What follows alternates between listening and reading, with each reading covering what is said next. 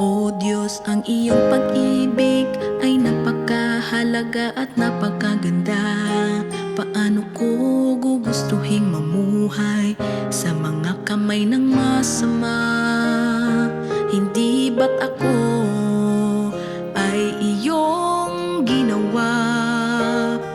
Paano ako mabubuhay sa ilalim ng kapangyarihan ni Satanas? Mas gugustuhin kong mamuhay sa gitna ng iyong pagkastigo kaysa mamuhay sa ilalim ng kapangyarihan ng masama.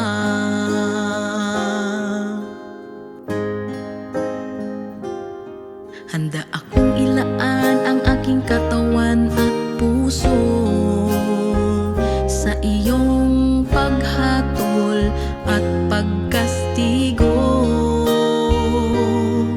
hanggat maaari akong malinis at maiaalay ko sa iyo ang lahat-lahat ng sa akin, sapagkat kinamumuhian ko si Satanas at hindi ko gustong mamuhay sa ilalim ng kapangyarihan nito.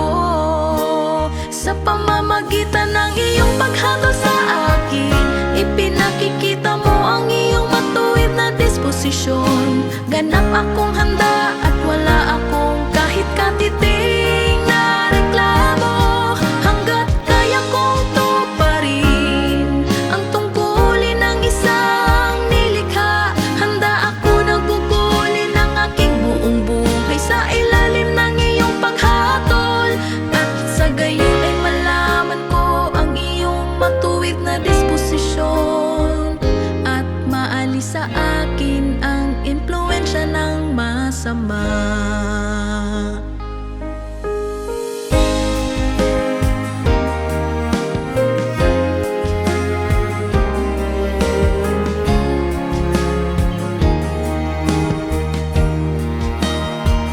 Kahit na ako ay nabubuhay sa gitna ng iyong pagkastigo at sa gitna ng iyong paghatol, kaano man ito kasakit, ayaw ko pa ring mamuhay sa ilalim ng kapangyarihan ni Satanas. Ayaw ko pa ring mamuhay sa ilalim ng mga panlalansi ni Satanas. Nagagalak ako sa pamumuhay sa gitna ng iyong mga sumpa, at nasasaktan ako sa pamumuhay sa gitna ng mga pagpapala ni Satanas. Minamahal kita habang namumuhay sa gitna ng iyong paghatol, at napupuno nito ng labis na kagalakan ang puso ko. Ang iyong pagkastigo at paghatol ay katuwiran at kabanalan. Ito ay upang linisin ako at iligtas ako. Mas gugustuhin kong gugulin ang aking buong buhay sa gitna ng iyong paghatol, nang tinatanggap ang iyong pangangalaga, kaysa mamuhay ng kahit isang saglit sa ilalim ng kapangyarihan ni Satanas. Nais kong malinis mo ako kahit na ako ay magdusa. Ayaw kong magamit at maloko ni Satanas. Ako, ang nilikhang ito, ay dapat na magamit mo, taglayin mo.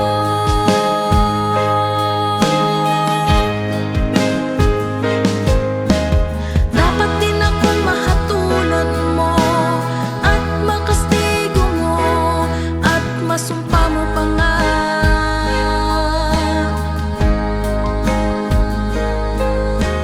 Masaya ang puso ko kapag handa kang pagpalain ako sa sapagkat nakita ko ang iyong pagmamahal. Sapagkat nakita ko ang iyong pagmamahal. Ikaw ang lumikha at ako ay isang nilikha. Hindi ako dapat magkanulo sa iyo at mamuhay sa ilalim ng kapangyarihan ni Satanas.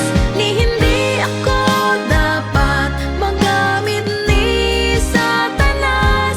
Dapat akong maging kabayo mo o baka mo. Sa halip na mamuhay para kay Satanas,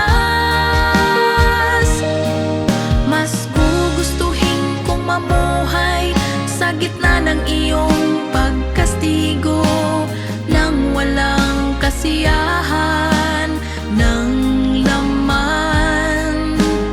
Kahit na mawalan ako ng iyong biyaya, masisiyahan pa rin ako sa iyong pagkastigo at sa iyong paghatol. Ito ang iyong pinakamainam na pagpapala.